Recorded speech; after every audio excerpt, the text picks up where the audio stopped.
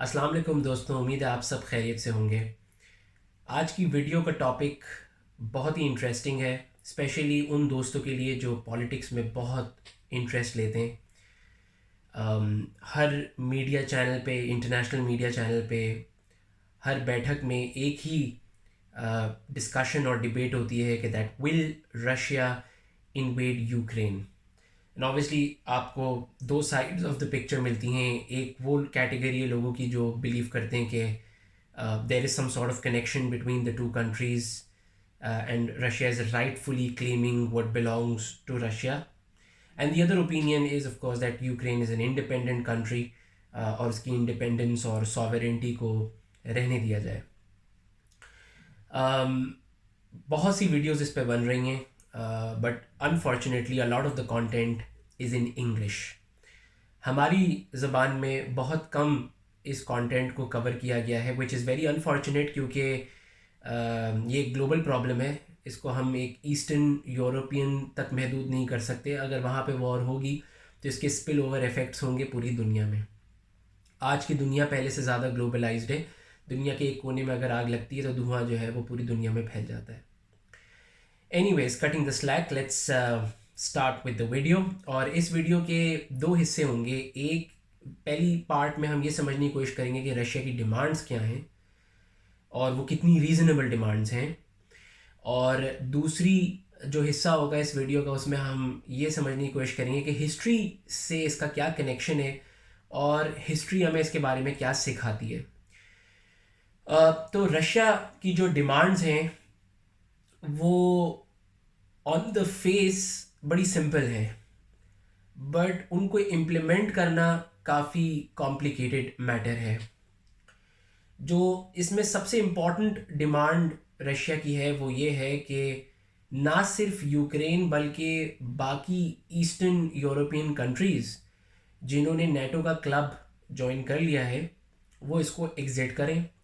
और क्योंकि यूक्रेन भी तैयारी कर रहा है नेटो ज्वाइन करने के लिए, तो नेटो भी इस प्लान को कैंसिल कर दे और नेटो की जितनी भी मिलिट्री मशीनरी और man power in eastern European countries में प्रेजेंट है वो सब वहाँ से रिट्रीट और विड्रॉ हो जाए।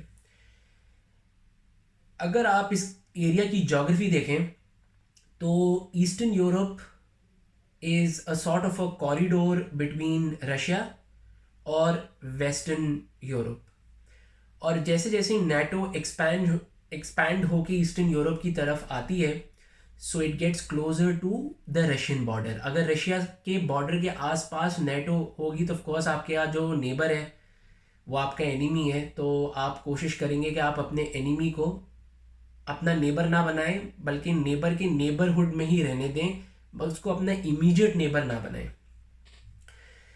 अब जो ईस्टर्न यूरोपियन कंट्रीज़ हैं उधर एक सेंस ऑफ बुलिंग उनको फील होता है कि रशिया जो है उनको पावर, उनको कंट्रोल करता है। और बहुत सी रशियन कंट्रीज, बहुत सी एक्स सोवियत यूनियन कंट्रीज जिन्होंने अब नेटो ज्वाइन कर लिया है, such as Slovenia, Slovakia, Croatia, Lithuania and many more, यहाँ पे डेमोक्रेसीज होती हैं और इनका जो टिल्ट है वो ज़्यादा वेस्ट की तरफ है। वो ज़्यादा अपने आप को यूरोपियन कहते हैं बजाय इसके कि वो अपनी रूट्स की तरफ जाएं कि we are ex Soviet Union.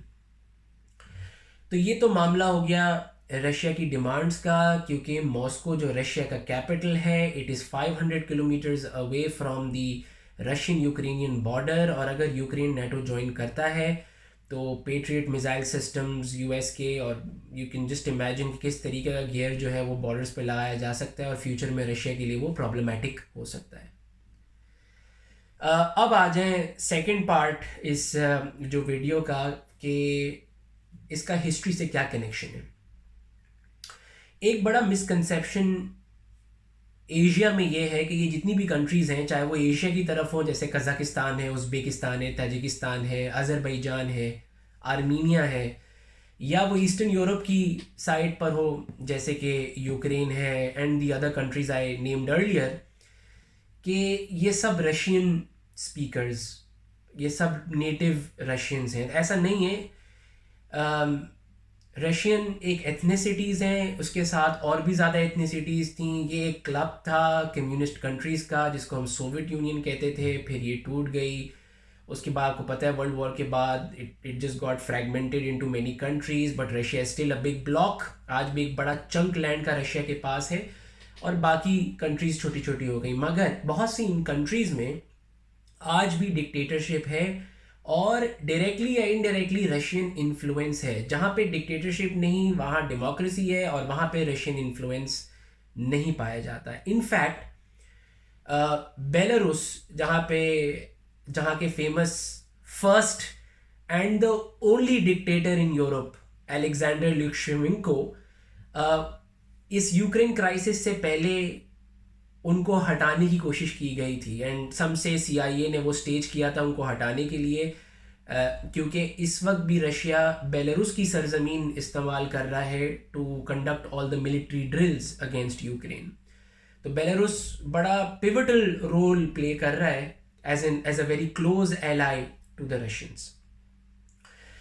तो मिसकंसेप्शन ये है कि इन कंट्रीज़ की रूट्स जो है वो रशिया में है, मगर अगर हम हिस्ट्री में जाएं तो हमें पता चलेगा कि देयर वाज अ टाइम कि Ukrainians were stronger than the Russians.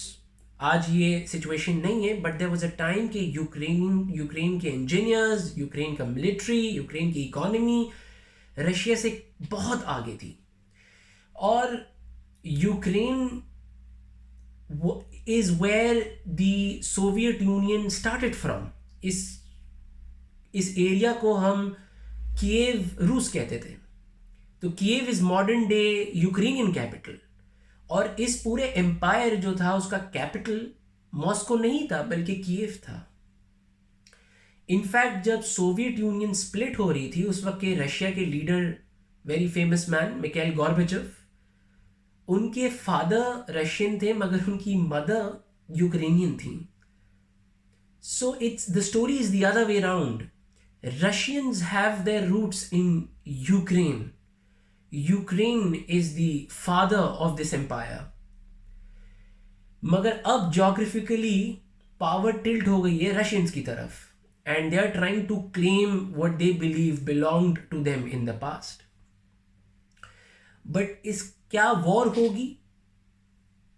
War शायद होगी मगर अभी नहीं। 2014 में आपको सब बहुत अच्छी तरह याद होगा कि कैसे रशिया ने सदर्न यूक्रेन को एनेक्स कर दिया, जिसको हम क्रीमिया रीजन कहते हैं। क्यों किया? यही क्लेम थी प्यूटिन की कि वहाँ पे प्रिडोमिनेंटली रशियन स्पीकिंग लोग रहते हैं। इनफैक्ट अगर आप व्लादिमीर पुतिन के आर्टिकल्स पढ़ें तो उसमें आपको चंद जगह पे उनका एक इमोशनल कनेक्शन नज़र आएगा, क्योंकि जिस वक्त सोवियत यूनियन को तोड़ा जा रहा था he was a young soldier and he is very sensitive about what happened in the past. तो वो आज भी शायद कहीं ना कहीं ये चाहते हैं कि जो जो कंट्रीज़ रशिया से छोटी थी वो वापस रशियन फेडरेशन में ज्वाइन कर लें, और अगर उनके बॉर्डर्स भी ना मिले तो कोई बात नहीं, वहां पर उनकी पसंदीदा हुकूमत और पॉलिटिकल रेजीम ऑपरेट करे। And Ukraine is definitely not one of them.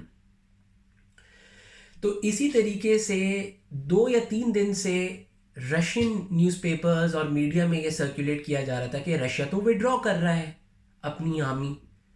इसका मतलब नेटो को ये इंप्रेशन दिया जा रहा था कि भाई ठंडे हो जाओ, हम तो निकल रहे हैं, अब तुम भी वापस चले जाओ। मगर ये एक वॉर टैक्टिक थी।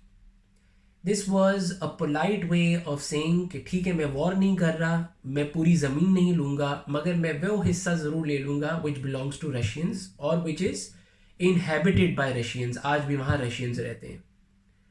तो क्रीमिया 2014 में ले लिया और अब 2022 में उन्होंने डोंबस रीजन जो ईस्टर्न साइड ऑफ यूक्रेन है वो ले ली। नाजरीन 2014 में भी ये वॉर बहुत ख़राब तरफ जा रही थी, मगर अगर आपको याद हो मलेशिया का एक प्लेन मिस्टेकनली रशियन रिबेल्स ने शूट डाउन कर दिया था, जिसमें जितने भी पैसेंजर्स थे वो हलाक हो गए थे। इसकी बाद बहुत ही बड़ा इंटरनेशनल प्रेशर डेवलप हुआ रशिया के ऊपर कि वो विड्रॉ करें, क्योंकि इससे बाकी ममालिक के सिविलियंस और उनकी एम्बेसीज भी इस मामले में फिर इन्वॉल्व हो गई थी। फिर एक बड़ा फेमस एक पैक्ट हुआ दोनों कंट्रीज़ के दरमियान, यूक्रेन और रशिया, कि वो सीज़ फायर होगा, मगर उस पर कोई इम्प्लीमेंटेशन नहीं हुई। रशिया ने अपना होल्ड क्रिमियन रीजन पे आज तक बरकरार रखा हुआ है। तो शायद एक फुल ब्लोन वॉर आज नहीं होगी, मगर आहिस्ता आहिस्ता उन एरियाज को क्लेम बैक किया जाएगा। और अगर यूक्रेन ने नेटो ज्वाइन की, या अगर यूक्रेन में रशिया की पसंद की हुकूमत ना आई, तो शायद फिर वॉर इज़ इनएविटेबल, वॉर होनी है फिर शायद।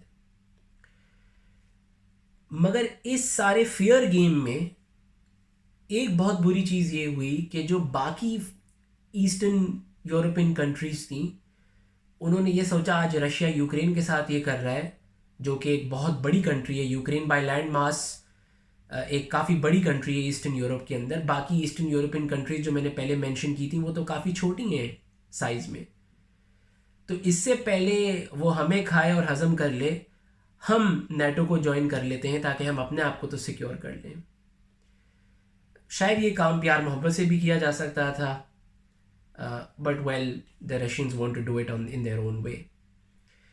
तो अब हमें देखना होगा कि आने वाले दिनों में क्या होगा। Let's hope and pray that peace prevails. अगर आपको ये वीडियो पसंद आई तो लाइक और कमेंट ज़रूर करिएगा, और अपने दोस्तों के साथ, स्पेशली जो इन टॉपिक्स में इंटरेस्ट लेते हैं, उनके साथ ज़रूर शेयर करिएगा। Thank you and God bless you all.